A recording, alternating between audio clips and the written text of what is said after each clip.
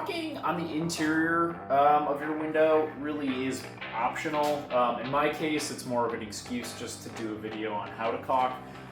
You definitely do not need to. What's here is totally fine. In fact, in most cases, the windows that you see are going to be fine. But in my case, I did intentionally leave a little bit of a space to caulk. There's a bit of a ridge around the outside of the window that's meant to be filled with caulk. So I'm going to go ahead and do that on mine now. I'm going to take you guys over to the workbench and look at how to actually cut that caulking tube so that you get the best speed possible.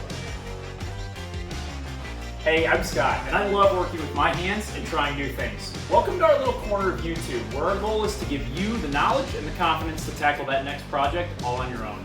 Let's make some mistakes, learn some skills, and save thousands with me, all slightly above average, from your driveway to your doorway. All right, so over here on the bench, I've got the caulk that we're going to be using for this purpose. This is Alex Plus. I really like this stuff. It's by DAP. It's really good for interior. It spreads nice and easy. It is paintable, so this one's white, but if you did want to paint it another color, you are more than welcome to do that.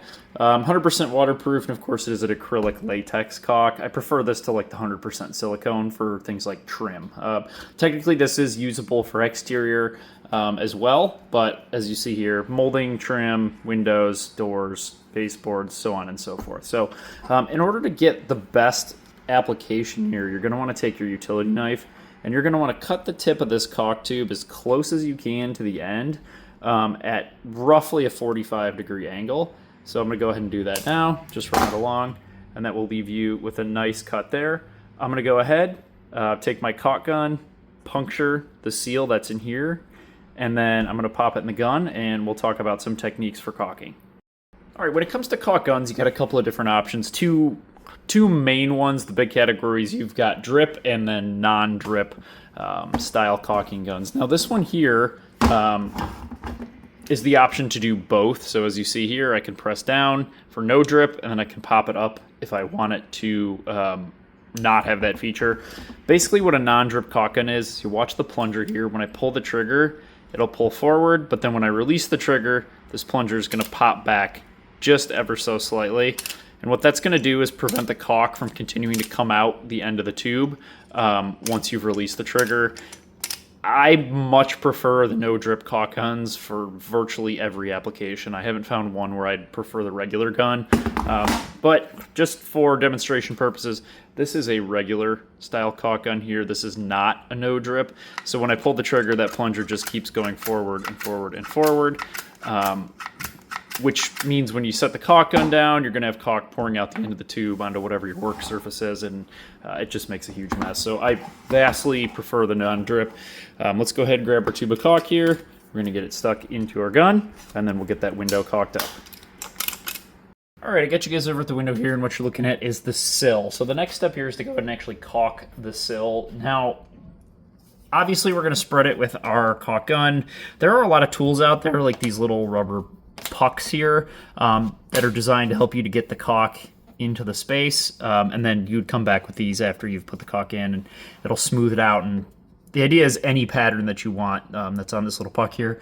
I'm going to be honest, guys, I haven't had much luck with these. I feel like they end up making a pretty simple job more complicated, and oftentimes they end up making a mess. So what I'm going to do today is just stick the caulk in and then use my finger to actually smooth it out. So when you start caulking, you're going to want to look at the edge of your gun here. Okay, I'm going to wipe this so you guys can see. And find where your 45 is, and then you're going to want to tilt that 45 into the crevice between your work surfaces here. So tilt it towards the inside, and then just a very small amount of pressure. The least amount of caulk that you can possibly apply is going to be your best bet here. I think the number one issue when people are like, oh man, I can't get a nice clean line, is that they're using too much caulk. So less is more. If your bead breaks, like mine just did there, if you have air pockets in the canister, in the caulk tube, that's okay. When you get to the end, I'd like to pick up about 2 inches from the end, rotate the barrel of my caulk gun, and then turn my direction. So now I'm going to go to the corner and then pull back. And that's going to prevent me from smearing it as I have to pivot my arms, okay? Last step here, guys, the best tool you have is just your finger, okay? Just grab your pointer finger, and you're just gonna lightly put a small amount of pressure in, and you're gonna run it along your window here. And what that's doing is it's just making a nice flat bead, and it's filling in any of those areas where you might have had a gap, an air bubble in the caulk, and anything like that. And then you can run back the other way, and it's just gonna distribute that caulk nicely, give you a nice clean finish. All right, so I've done the sill side. Now I'm gonna switch and I'm going to do the jambs. All right, we got a pretty small amount of space in here. We're pretty tight, so you guys are only gonna be able to see a portion of this as I go here. But I'm gonna start at the top of my side jamb, and I'm just gonna run it all the way down. And then once we get to the bottom, we'll smooth it out with our finger. Once again, I'm pushing as lightly as I possibly can, putting the smallest amount of caulk in that the gun will let me.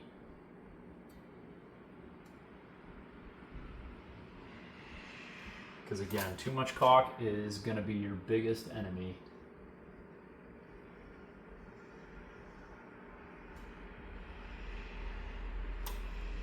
All right, I've got that bead run. I'm going to grab a paper towel so that I can wipe the excess off on my finger. I'm going to come back, start from the top, and just gently run my finger down that bead that I just laid, which will spread it out nice and smooth. Okay. Down to the bottom, and then I like to come back up too. That just makes sure that we're filling all of those gaps where our bead may have broken coming out of the gun. All right, I'm gonna do the other sides, and then I'll touch back in with you when we're done. Now I actually replaced 2 windows in my garage, and I've trimmed them out both in the exact same way, but I figured I'd come over here, just run another bead of caulk on the sill of the second window since I gotta do it anyways. That way you guys can see a little more content. So again, I'm gonna check my tip. I see the 45-degree angle. I'm going to rotate it so that it's into the seam that I'm trying to caulk. Here we go.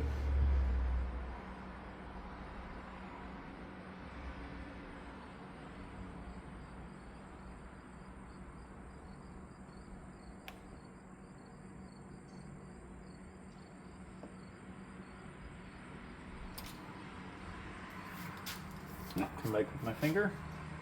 Smooth it all out.